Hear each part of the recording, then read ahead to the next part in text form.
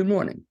You're listening to the BLAINESWORLD podcast, and I'm your host, Blaine Greenfield, and I'm here in my studio in lovely downtown Fairview, North Carolina.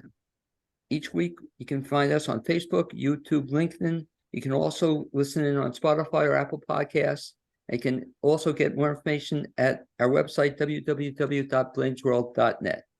I'm your host, Blaine Greenfield, and I'm here in Fairview. And what we do each week, we focus on positive news and information about people and organizations in both Western North Carolina and throughout the country. And toward that end, it's my pleasure to introduce Nancy Wardrop and Tim Collins, both of Leadership Asheville Forum. And you can wave to all your fans and friends who are watching this. So if you're watching, that's Nancy and Tim. And I should mention that Nancy grew up in Brevard, North Carolina, and graduated from Western Carolina University with both a bachelor's degree and a master's degree in education. After teaching in North Carolina public schools for 30 years, so Nancy, what you were another one of these folks, you started what, at 8 or 9 when you started teaching? When you started teaching, were you 8 or 9 years old? You started for 30 years. So a little bit than that, yes. Okay, but anyway, I find it hard to believe. She then owned a couple of small businesses with her husband, David King. She's very involved in the community, serving on boards and communities with many organizations. She's currently president of Leadership Asheville Forum.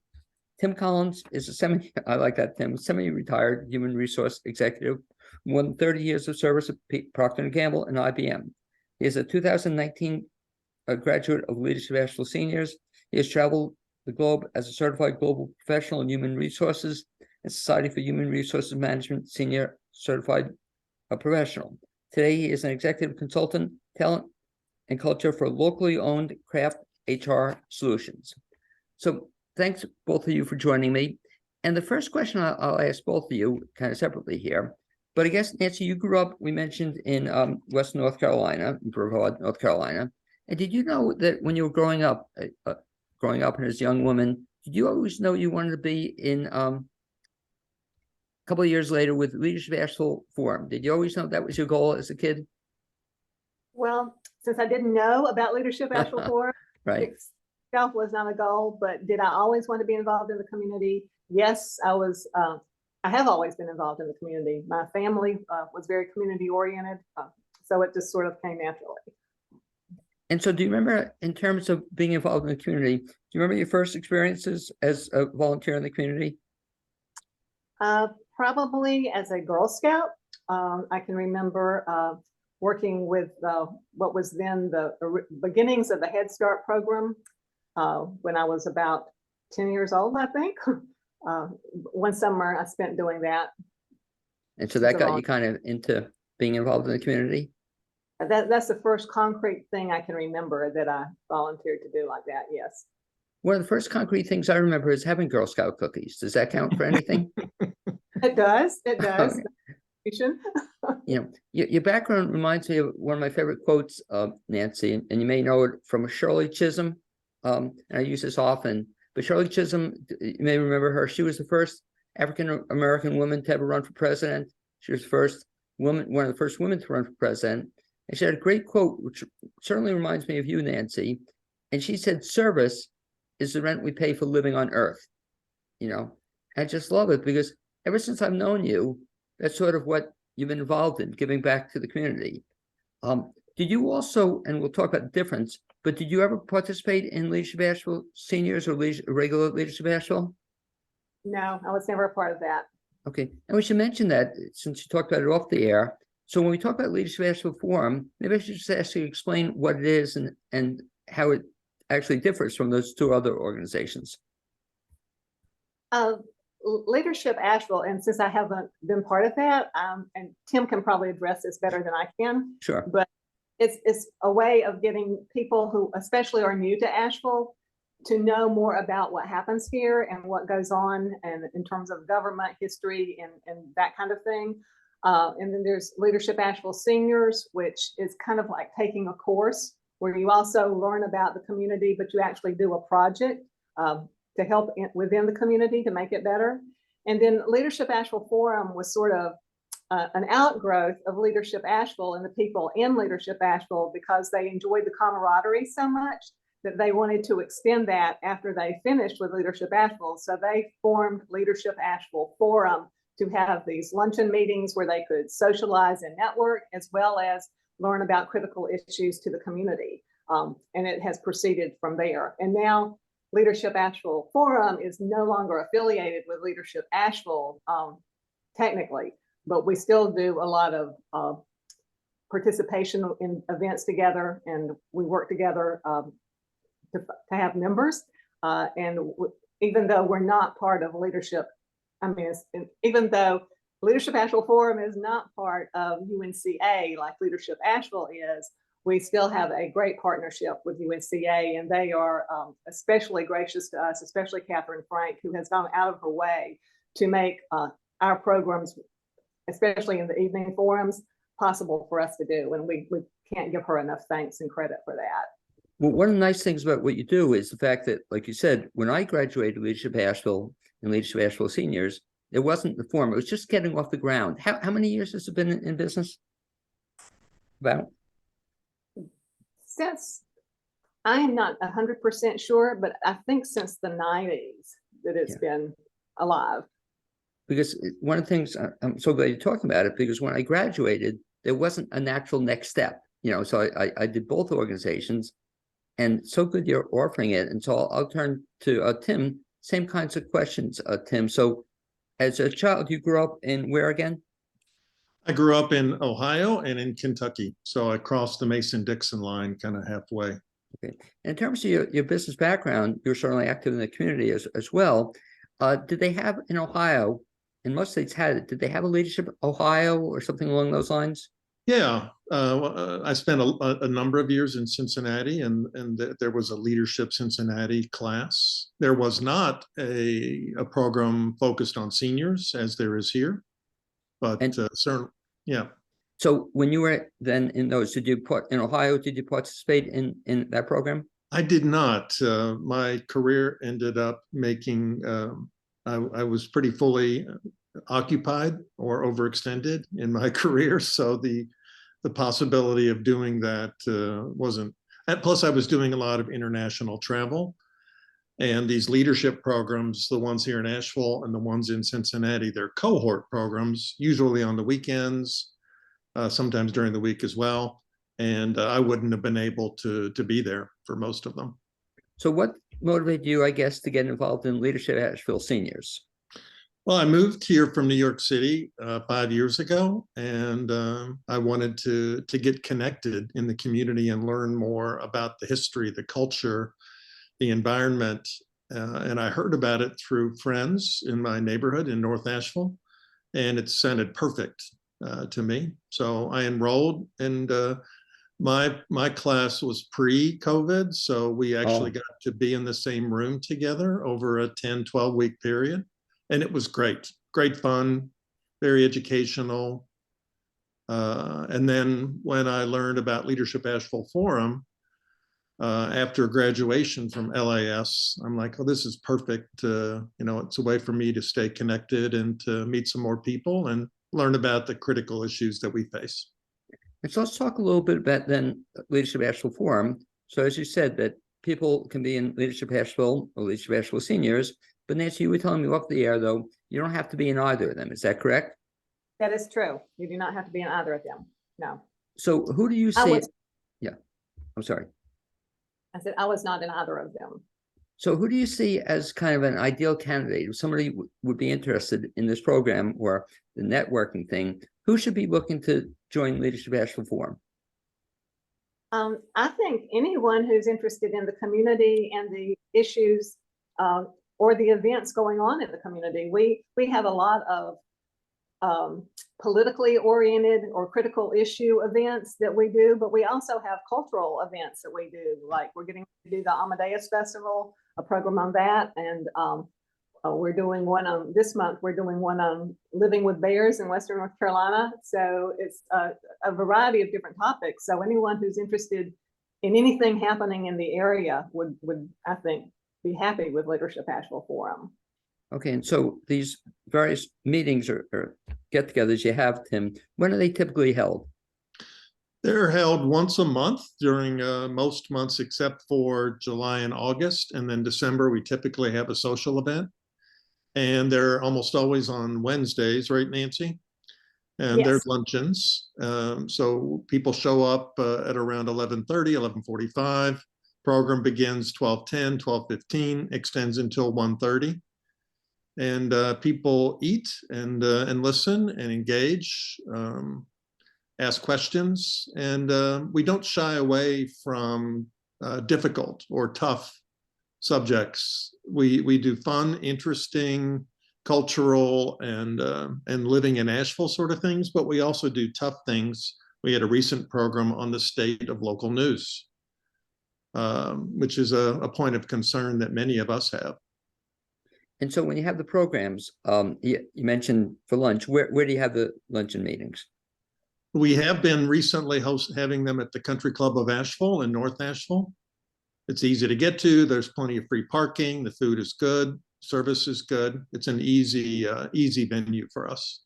Okay, and so in terms of if somebody's interested, and we'll come back to this as well, Nancy, but if somebody wants to start becoming involved in Leadership Asheville Forum, what's the best bet to, first of all, find that information, aside from this show, of course? They can go to our website, which is leadershipashevilleforum.com. And when they get there, they'll see a place to click on membership, and that will take them directly to our membership page. But the website, which Tim did, I will say, Tim is responsible for our website, gives all the information about our programs, about who we are, what we do. So pretty much anything you want to know about us will be there. And if you don't see what you want to know about us, there's a way to contact us so you can find that out. We're happy. And that website includes all of the programs, monthly programs that we've had for the last 3 years. So if you're interested in membership, you can kind of page through and see the kinds of topics that we cover. Now, can somebody, Nancy, after they go to the website, can they come to a meeting first, or do they have to join? Oh, no, anybody's welcome to come to meetings. Theoretically, you don't ever have to join. We hope you want to join, because membership dollars are the way that we really fund our programming. So the people who are our members help fund the programs that we have every month. We're a nonprofit organization. I mean, we don't make money on anything that we do. We just make enough to where we can continue producing programs. And that's a great thing you're offering in terms of, without having to jump right in, if you just want to check it out, or that's probably what I'd recommend people, come to a meeting or two and then decide if it's for you, kind of thing. Exactly. And that's what most people do. How many people are in the organization? Right now we have 146. We hope to get above 200. We did last year. So that's okay. Kind of Very nice. So when somebody joins, Tim, do you put them to work right away, or do you try to put them to work? Well, we put them to work. And anyone who comes to one of our luncheons, we try to put to work by encouraging them to participate in the program. We often do online polling of the audience to have them engage in the subject. And we invite everyone to submit questions to the speaker or panelists as well. We also offer a hybrid option. During the pandemic, all of our programs were virtual over Zoom. But post-pandemic, we've continued to offer a remote option for people who can't travel or who aren't feeling well. So we have hybrid programs now, both on Zoom and face-to-face. And even during the pandemic, that's interesting. You were meeting on a regular basis still? Oh yeah, we didn't slow down at all. How many people typically could come to the meetings? Oh, I would say 50 or so. Yeah. And we had one program on political polarization. I think we had 85 people. Okay, via Zoom. Yeah, indeed. And you mentioned something very interesting, which I wish more organizations would do. So even if you can't come to a meeting, you can still participate via Zoom, right? Now, the Zoom option is really only for our members. Got you. Zoom costs us money. Sure. So we only give the option for Zoom to those people who have joined Leadership Asheville Forum. But yes. Do a lot of people participate in the Zoom part of it? I think our last program, we had 15 people on Zoom. Yeah, very nice way to people get involved. And also, but I'm curious, then if they participate via Zoom, what's the luncheon? Is the, do you Well, they deliver can it? eat at their desk. And- And then we invite them to submit their questions in the Zoom chat feature. And talk a little bit about that, Nancy, then too. It's kind of interesting. So if somebody comes to Zoom, that's a great way to get involved. But if they're there at meeting in person, they submit the question. Do they submit them in advance or during the session? How does that work? The Zoom people submit Right. them at any during the program they want, but the people that are there in the room with us, typically it depends on the moderator and what the moderator chooses for that program. But typically, when the speaker is finished talking or being interviewed, then the people in the audience are asked to either write down their questions on a note card, which is provided for them, or just to raise their hand and we come over and they ask the question right then and there, unstructured. Okay.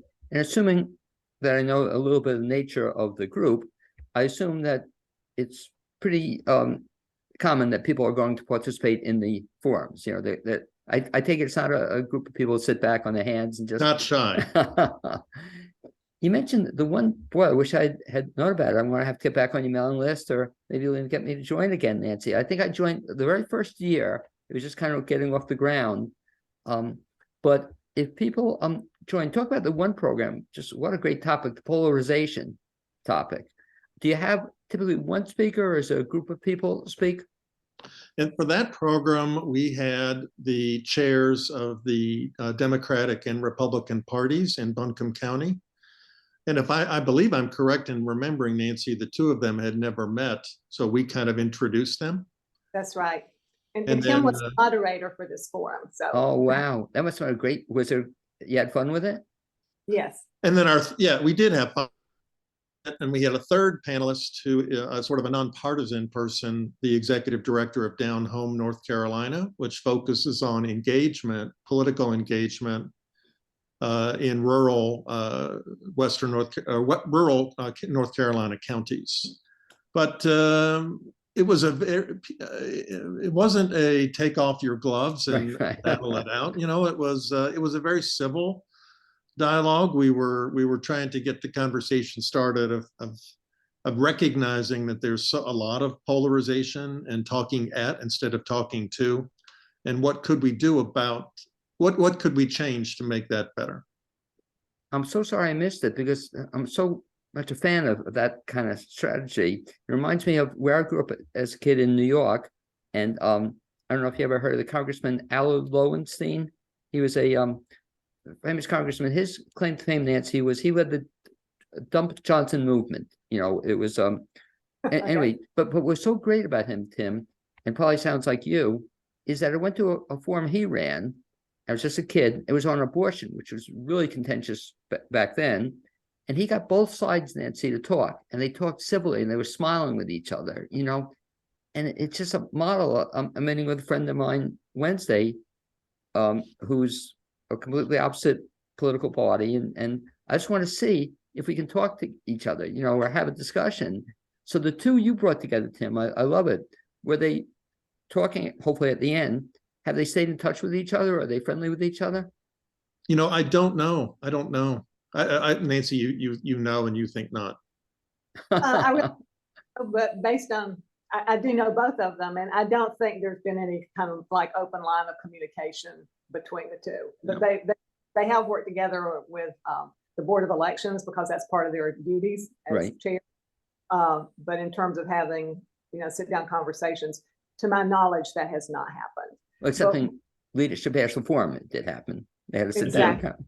Well, and maybe we'll do a follow-up program at some future date.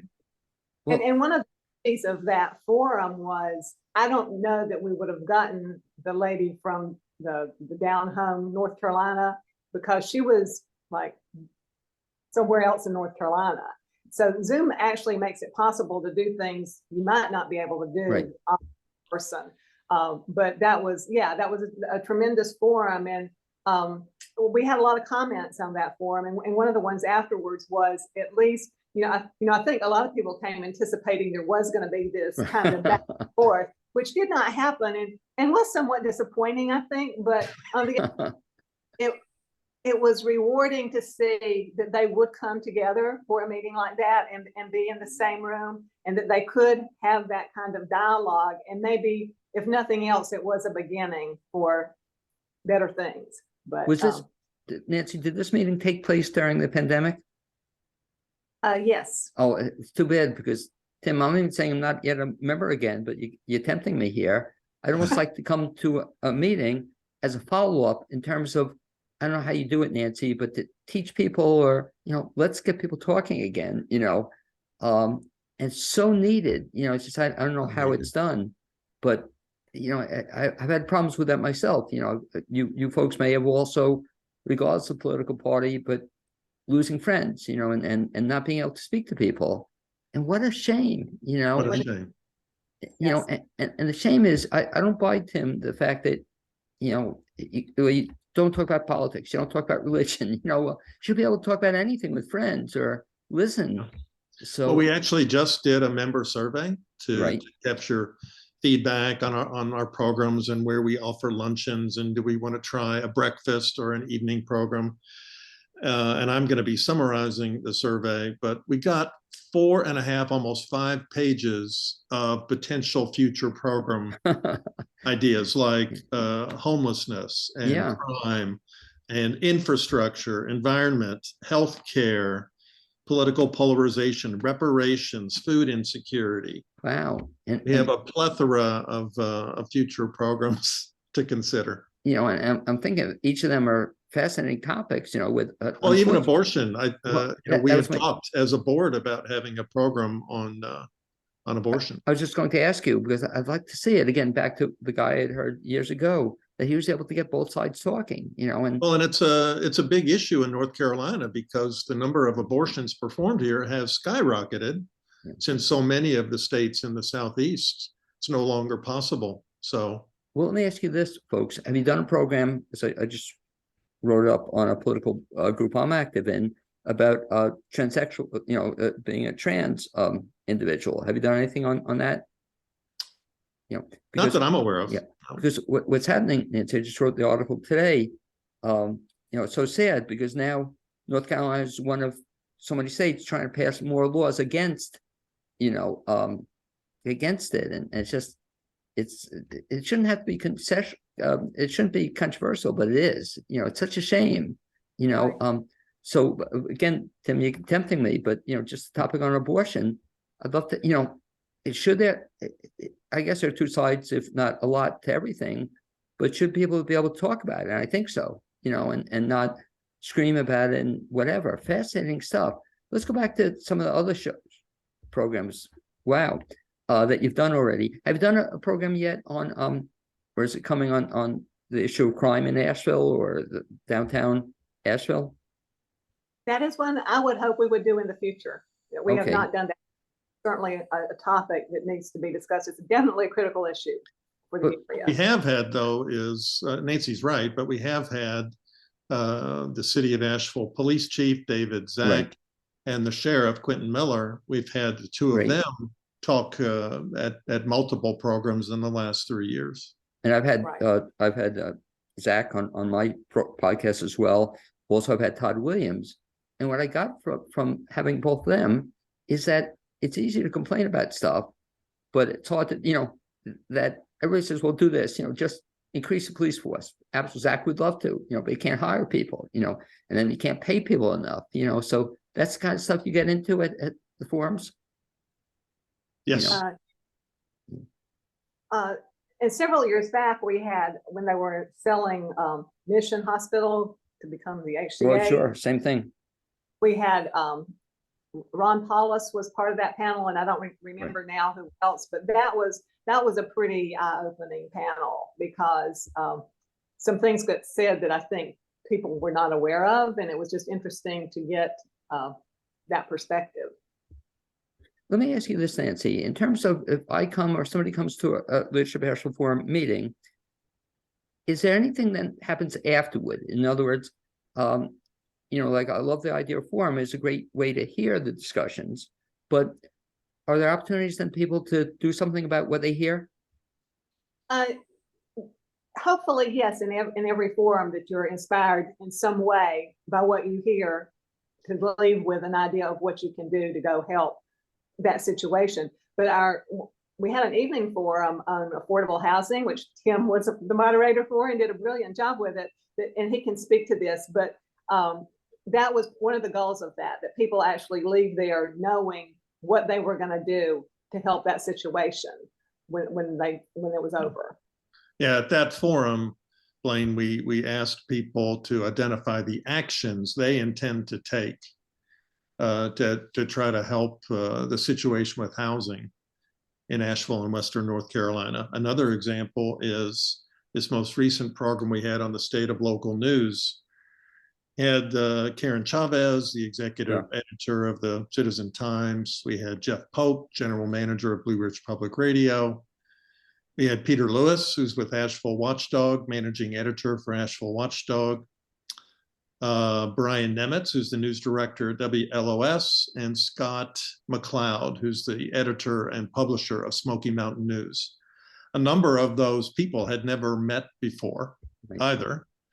And we're hoping that those different media organizations might do more things together in a collaborative way to help improve local news and reporting through collaboration and partnerships. And as you talk about these, I'm getting a little annoyed with myself because these are all programs I would have liked to have seen, just to learn more. I mean, amazing, Nancy, how Asheville Watchdog has just come into being I think they're doing a great job with the fact that, unfortunately, the newspaper has become, when Nancy and I knew each other, the paper was even 48 pages sometimes. There was, whatever. And now it's 12 or, it's whatever. It's changed the nature of news, not necessarily for the better, but thanks for Asheville Watchdog and others have kind of picked up the pace. Moving forward, kind of not only get me psyched about this, but others as well. Talk about some of the upcoming programs you have. And by the way, let me ask you this. Who puts the programs together? The board members put the programs together, and a board member moderates the programs each month. So it's totally the board of Leadership Asheville Forum that does this. And how many people are on the board? Right now, there's 14. Okay. And so before I ask you upcoming programs, Tim, in terms of how do you feel about moderating the programs? Do you enjoy doing it? I love doing it. I love doing it. In the case of the state of local news, one of our other board members recruited all of the panelists, Ellen Feingold, but then she asked me if she's not as inclined to public speaking or speaking from a microphone. So she asked me if I would moderate. So she did the hard work, recruiting the panelists.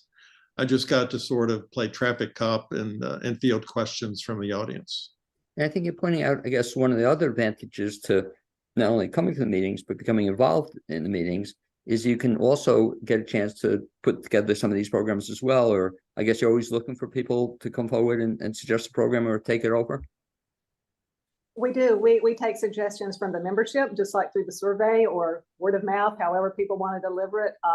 And then among the board, we have kind of a diverse board in terms of their backgrounds. So they have lots of different contacts. So it's, and just by watching the news and knowing what's going on in the community, it's pretty easy to come up with topics. And we're generally pretty much in agreement on what should be next. It works really. How often does the board meet, Nancy? Once a month. Okay, and where do you meet? We meet in McGuire Wood and Bissett's law firm. Oh, Joe nice. McGuire, our board members. So he makes his office space available to us, which is wonderful. And we meet the first Tuesday of every month at 4 o'clock. Okay. So it sounds like you have a pretty active board then to put together the organization. And talk a little bit about the board then, Nancy, aside from, you being involved and Tim as well. If you don't mention all of the names, but talk about some of the board members you have. Oh, well, there's not anybody I would want to leave out because they all, again, something so different to the table. But we have Jan Lowe, who is with UNCA, and she also is our tech person. We would be totally lost without her. Laurel Jernigan also works with UNCA, and she does a lot with membership, and she also helps out with tech, and we would, again, be lost without her. Heidi Campbell Robinson is another one of our tech people, and she's kind of like her job is out of the area. So sometimes she comes to our board meetings by Zoom, but she also helps in innumerable ways, and she's doing our next forum, which is on bears this month. And Nancy Williams registers people and takes our RSVPs and makes sure everybody has a seat when they get to the country club. And she is also with UNCA, as well as a writer for the Asheville Citizen Times. We have Ed Hay and Joe McGuire, who were like founding members of the board, and it did start in 1982. Leadership Asheville Forum did start in 1982. I just received that. Okay. And Joe and Ed are often also moderators of programs.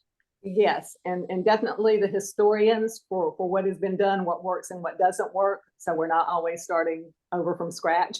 And again, I don't want to leave anybody out. Okay. We have Helen Feingold Yeah. yes, is a member. Artie Miller. Miller. Sorry. Artie and Tim and Robin are some of our newest Robin Harbin are some of our newest members to the board, and have brought so much. Artie has been in charge of our evening forums and has done a beautiful job with that. Of course, he's had the help of Tim and other people, but that's just worked out really, really well. And we have John Ellis, who was on the Asheville Symphony Board. He brings a lot to the table in terms of contacts in the community and experience with doing these kinds of things. We also have Jack Anderson, who is our treasurer, and he helps keep our books straight, which is also invaluable because not many people want to do that. And have I left out anybody? Ellen is our secretary that we've mentioned already. And she had a lot of the news connections, which was most helpful. So there's just, yes, it's great people, and I hope I haven't left anybody out. That would be terrible. As we talk about it, I love the upcoming program. So you're doing a program on bears? Yes, next, talk, matter of fact, on Wednesday. and what's the idea about the program on bears? Just that bears are becoming more and more a part of our everyday life, and we're coming in contact with them, and how does that work, and for us and the bears. And that's sort of what the title of the program is: Are You Bear Wise? And living with bears in Western North Carolina. And Ashley Hobbs, who is a black bear biologist with the North Carolina Natural Resources Commission, is going to be the speaker. So it should be extremely informative. Now, do all the programs typically have more than one speaker, or some just have one speaker? Some just have one speaker. This month's will be one speaker. It really depends on the topic, and some topics like local news, for instance, that definitely lended itself to a panel. Yeah. The polarization definitely we felt had to be balanced across all the political lines, so that needed to be more than one speaker. But it really just depends on the topic. We're having one which I think will be a very riveting discussion. Excuse me, in May for our last meeting of before summer. The one, no, let me get the title right. The opening up of the region with the opening up of this region, and the speaker will be Daniel Pierce. So that should bring and invite a lot of information I think a lot of people don't have. Now, do you have also, if folks want to get more information, we mentioned they go to the website. I'll ask you to give the website once again. Is Leadership Forum. Tim, what is it? I'm losing it. LeadershipAshevilleForum.com. Thank you. Yes. We also have a Facebook page that includes all of our programs, and we have a Twitter feed. So we're on multiple social media platforms. Not as many as you, Blaine. Okay, well, but we're on several. So if people want to find out about it, they're going to be able to find out about Leadership Asheville Forum. That's right. Yeah. Okay. Yeah. And I guess concluding, the best bet then, keep in touch, is first of all, they can get on the mailing list if they just sign up at the website. Yep. Yes, and definitely if you come to a luncheon at the country club, you're automatically on the mailing list. So. Okay. And then also, Tim, do you recommend they follow you on Facebook as well? Yeah, I think so. I mean, we try, when we have a forum on a particular subject, we try to follow and share content about that subject on the assumption that our members are interested in it. So for example, we had a program on the HCA acquisition of Mission featuring a couple of reporters from Asheville Watchdog. We've been, as they have posted more content on that subject and other subjects, we share their content on our page. So we try to keep our members informed and engaged, not just at our meetings, but in between as well. Okay, well, anyway, I'm really excited to have you both on board because again, I knew Nancy way back when, and even then, Nancy, I think you just left. It's possible you may have just left the school system, or you've been with the school system. And I just remember that she was involved with Tim like in everything. You know, I said, "Wow, that's doesn't surprise me." Okay, but she's the best. Years after I left. It must have been just after you left. I think. Wait, we won't mention what, but didn't you run for office one time? I did. Yeah, okay, I remember that. And I even voted for you, and I think a rarity, I even made a contribution, you know, so it wasn't enough Thank you. well, you laughed, Nancy, but in terms of the contribution, I hope I did, Tim, because she's going to check it now and check her record to see if I actually did this. But I don't know if I told you, Nancy, but the reason I made the contribution was whatever. I just was very impressed with you. But anyway, impressed with Leadership Asheville Forum. How long have you been involved with Leadership Asheville Forum, Nancy? I've been involved with Leadership Asheville Forum probably around 10 years. I don't remember exactly, but about 10 years. Okay, how long have you been executive director? This is my 3rd year. Okay, fantastic. And I think it's so crucial that they have, you know, somebody to be in charge of it, because when I was involved, I think I was joined for 1 year or 2 years. It was like all over the place, you know, and that was part of the problem. There was no continuity. So thank you for updating me. Yeah. Well, you're more than welcome. And we've had very good presidents. I followed Laurel Jernigan, who was an excellent president, and she followed Daryl Strong, who I left off our list. Daryl Strong is another board. And he was, when I came on, I thought Daryl was Leadership Asheville Forum. I didn't think we could ever not have Daryl because he brought so much, and he still does bring so much to our table. I think Tim's a good example too. So you've been involved in it for 5 years, Tim, you said? No, I think 2 or 3. Oh, I mean, okay, I joined as a member, but I've been on the board for 2 years. But I think you're an excellent example of somebody, and that's, I think, the beauty of your organization, that you're invited to get involved if you want to be. You know, you don't have to be. And I guess there are plenty of people who just kind of come to the meetings, but there are other people who get involved. So whatever you're doing, please keep it up, folks, and very impressed with you. And hopefully we'll see you even at an upcoming meeting. That would be something. We will plan on that. Okay, sounds good. Okay, thanks, guys. You be well. And I'll put this up. It'll be posted probably the next day or 2. Thanks again. Thank you. Blaine, it was an honor. Thank you. Good seeing you again, Nancy. Be well. Here, you too.